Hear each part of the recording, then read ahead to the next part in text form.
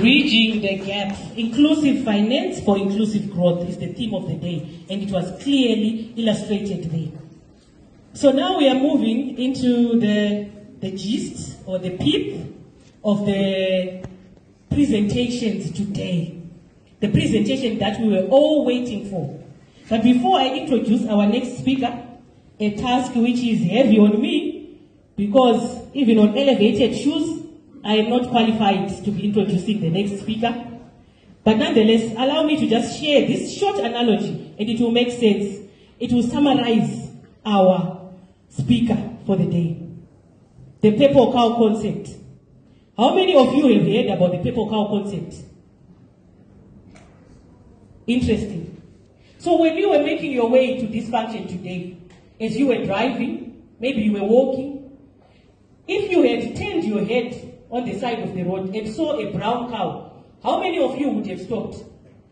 None of you. If you had turned and saw a black and white cow, even though it gives us milk, how many of you would have stopped? None of you. But if along the way, driving to this very auspicious occasion, you had seen a purple cow on the side of the road, how many of you would have not stopped? We would have all stopped, taken a selfie, taken a picture, sent it to our friends, our family, told them that Ndawana Mashura, I've seen the unthinkable, because the cow would have been purple. So this is a concept which was coined by Seth Godin, which speaks to something unique. And today, I'm going to speak about our Honourable Minister as the purple cow of the youth sector.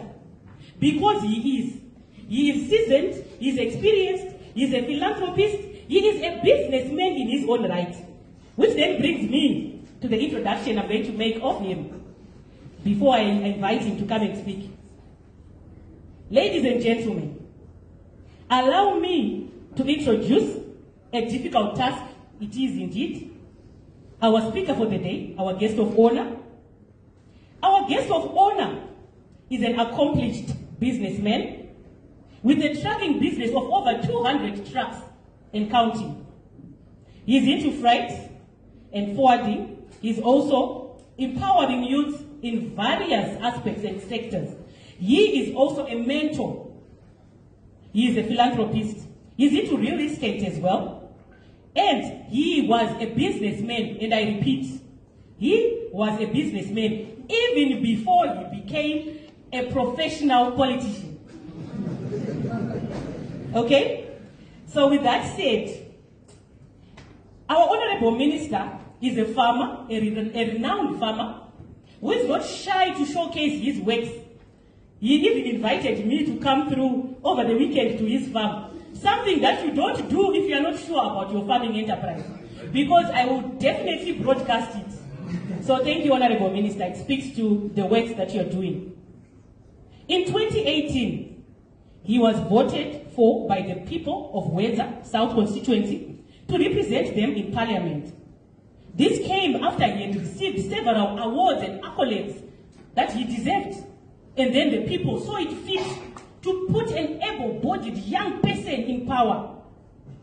He was also then appointed as the Deputy Minister of Youth, Sports, Arts and Recreation.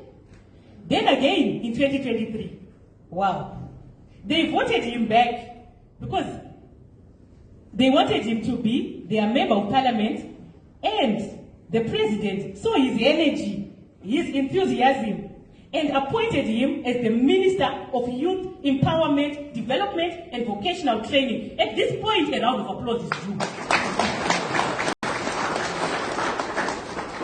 The position he currently holds. Ladies and gentlemen, may we all rise and welcome the guest of speaker, the guest speaker, the guest of honor, our Honourable Minister, to come through and give us his remarks. Honourable Tinoda Machakaire. Honourable Singh.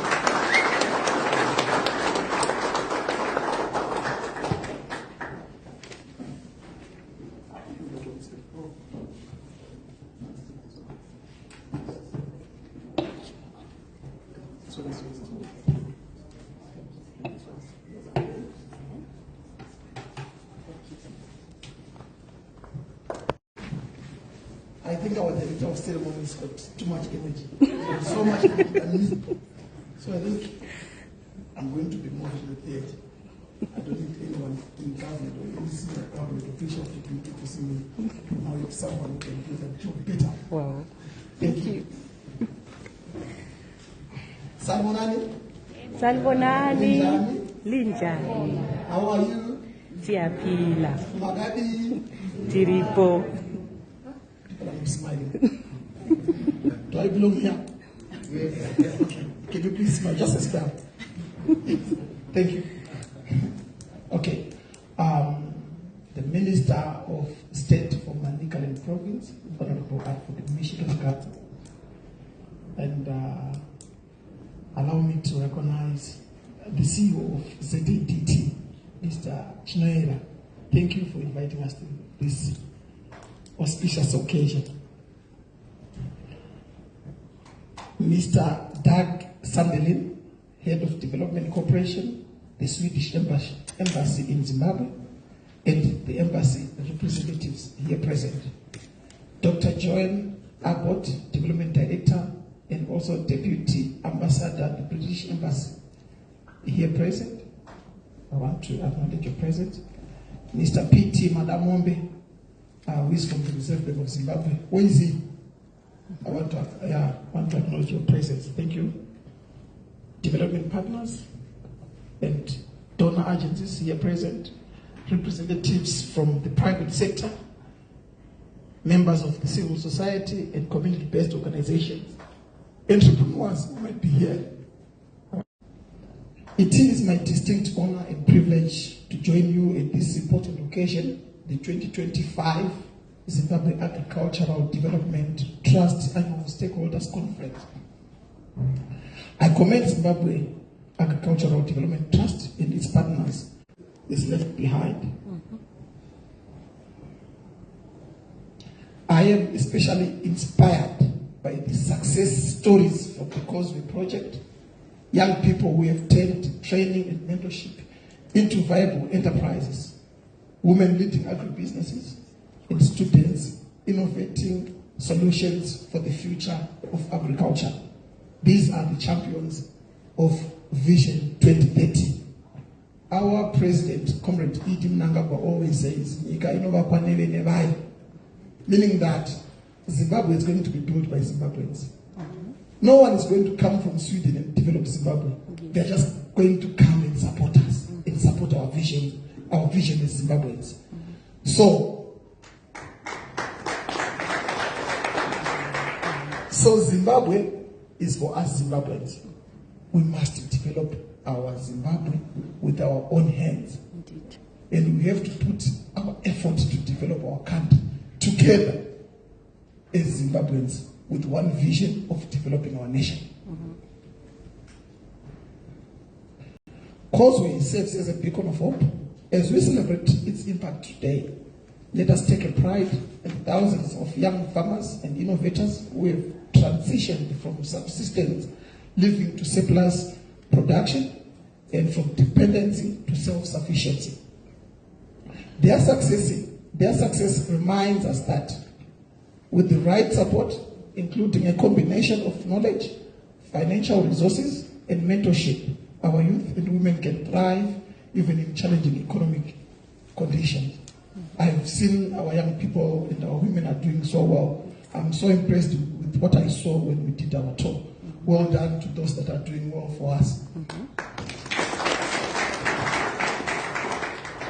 As government, we continue to prioritize the implementation of comprehensive policies and programs aimed at promoting financial inclusion, entrepreneurship, and innovation, especially among youth and women.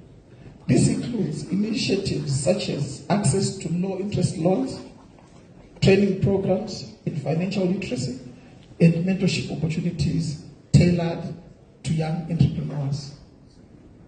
However, we recognize that achieving these objectives is a shared responsibility that requires collaboration across various sectors. We encourage sustained partnerships among government agencies, development partners, financial institutions, and the private sector. By working together, we can create a robust ecosystem that empowers individuals, stimulates economic growth, and drives sustainable development in our communities. I urge financial institutions, non-governmental organizations, and private investors to increase their support for enterprises led by youth and women. We also want to appreciate the good work that you are doing in terms of supporting initiatives by our youth. Every dollar invested in a young entrepreneur contributes to our nation's prosperity. So, I would also want to say to those that I saw, and I've promised them that I'm going to visit and see what they are doing. We don't want to spend most of our time or spend our time doing these programs. We want to go on the ground and see what our people are doing. I also want in a special way to just acknowledge, I saw Mr. Abadzawi here. Can you stand up? Thank you so much. When I used to grow up, he used to inspire me very well. I used to pass by his place.